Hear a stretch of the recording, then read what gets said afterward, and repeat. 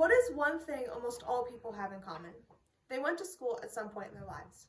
In the United States, it is the law that kids have to go to school of some kind, whether that be private school, public school, or homeschooled.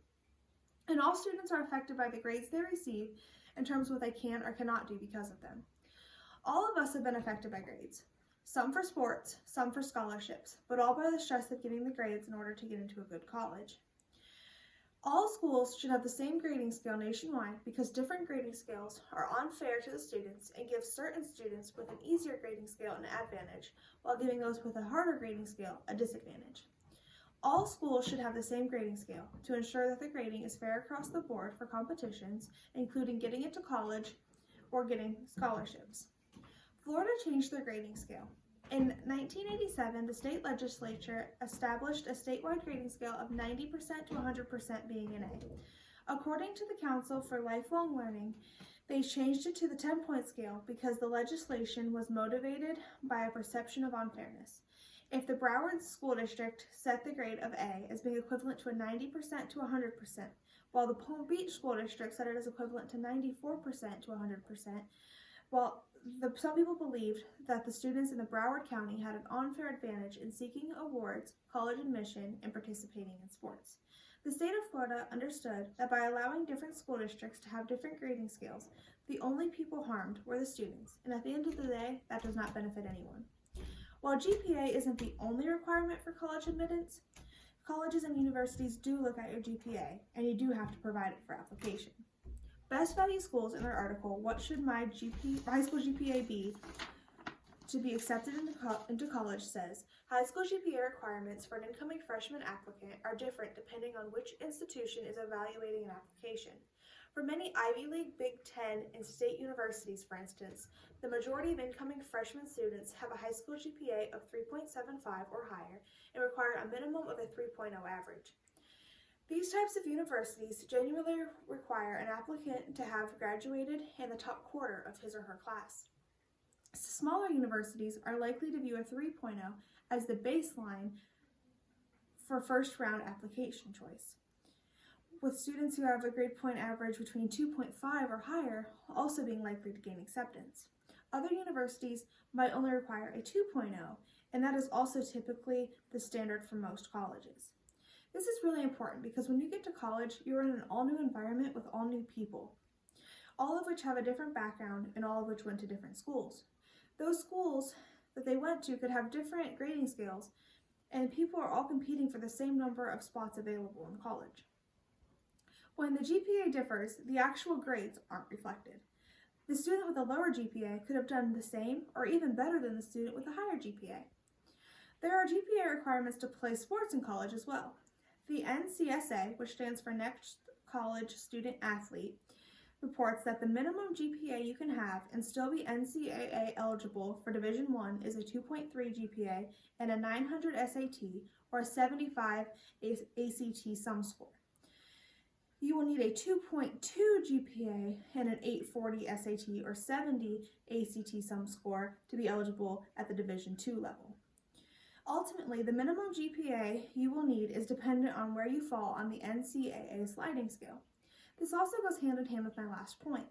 There are GPA requirements to play sports in college, well, in high school as well, but in college, they look at the student's GPA when selecting players. But students with a stricter grading scale could have the same GPA as a student with a more lax grading scale, giving the latter student an unfair advantage in selection based on grades, assuming their ability is the same. School is tough, and it is very stressful with all the different tests and assignments, but there should be a better way of knowing and showing how your school ranks on difficulty and college preparedness to see how they weigh out. All schools nationwide should have the same grading scale so that the grades throughout the nation and world can be more accurately reported for comparison in how well the teachers are teaching and how well the students are learning at varying schools. School Apply reports that in India, a 60% to 100% is considered an A, which is a 3.5 to 4.0 GPA. Some schools in the U.S. require a 95% to get an A or a 4.0 GPA, and a 92% would be a B+ or a 3.3 GPA. That is obviously a huge difference. When all students have the same grading scale, it is easier to determine GPA comparisons across the board between students who go to different schools. when applying for colleges and other sorts of competitions. The grading scale should be the same for scholarships and trips as well. I filled out a lot of scholarships when I was in my senior year of high school, and well over half of them required me to provide my GPA. My grades were not bad by any means, but it is still very frustrating to know that while I am reporting a 3.8 GPA from a school that has a more strict grading scale, my friend at a school with a more lax grading scale is providing a 4.0 GPA for having the exact same grades, which are greater than 90%. I brought this up to my guidance counselor in high school, and she said that most schools focused on class ranking to help amend the situation, but still people at schools with more lax grading scales make it easier to be in the top percentile and allow more individuals to have more high-end grade ranges, and they can also have more valedictorians. On top of the stress of grades, most high school students do not choose where they go to school. They go to school based on where they live, so they do not get a choice of their school and therefore do not get a choice of their grading scale. All schools nationwide should have the same grading scale for the sake of the students. If a 92% is an A at one school, it should be an A at another school, not a B+, to help ensure the student's overall success. This is also especially relevant to students who have to move schools often. Having a set grading scale would offer them more comfort in their transition to a new school. The Morning Call reports that a school in Pennsylvania changed their grading scale. They report that the district announced it would relax its grading scale for all students starting in the 2017 school year. A student with a 90% grade in the traditional class would have clocked in at a 3.0 GPA last year, before the switch. The same grade would have a 4.0 this year. This is not fair to surrounding schools that have not switched, which is one reason why there needs to be a nationally uniform grading system, at least based on the level of education you are in, because I went to a school that had one grading system for elementary and junior high schools and a different one for high school. The Morning Call also reports that school districts such as Saucon Valley break their grading scales into more nuanced figures. A 90% earns a 3.67 grade on a 4-point scale, while a 70% earns a 1.67. The same scores in East Penn this year would earn a 4.0 and 2.0 respectively. If two students, one from each school district, both got a 90 in biology, one student would report that as a 3.67 GPA, while the other would still get a 4.0 GPA.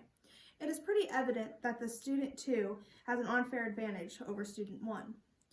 Additionally reported by the Morning Call, Bangor High School students must have a 95% score to earn an A grade. A 90% would be a B, and anything below a 70 is an F. At some schools, a 70% is a C, which is a 2.0 GPA. But at Bangor High School, a student would fail the class and have a 0.0 GPA for that class, which is absolutely absurd and unfair to the students at Bangor High School. Students having different grading scales does nothing to benefit the student. The system of GPA is already biased due to teachers' leniency in their class versus the leniency of other teachers in their classes. But when schools have an entirely different basis on which they base their grades and GPA, then the student really suffers. All schools should have the same grading scale to ensure that students have an equal chance of being able to play sports, do extracurriculars, and get into better colleges. The nation should also fix the issue with the grading scale to ensure that all schools can be accurately compared for reviewing teachers on how well they perform and how knowledgeable the students are in their classes. The final reason that schools should have the same grading system is to ensure that the percentage at one school is the same grade at another school, which would help those students that have to move around a lot. All schools should have the same grading system in order to help the students and to make sure that everyone is on an even playing field, with nobody having an advantage or disadvantage over another student at a different school based on the grading scale and how it factors into GPA determination. Thank you.